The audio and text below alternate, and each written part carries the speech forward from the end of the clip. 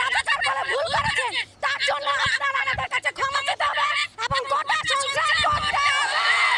গত বছর 22 সালে আমি যখন অ্যাডমিশন পরীক্ষা দিয়েছি, আমি চট্টগ্রাম বিশ্ববিদ্যালয় এবং জিএসটি পরীক্ষায় আমি পাস করেছি এবং পাশের চেয়েও ভালো নাম্বার নিয়ে আমি উত্তীর্ণ হয়েছি।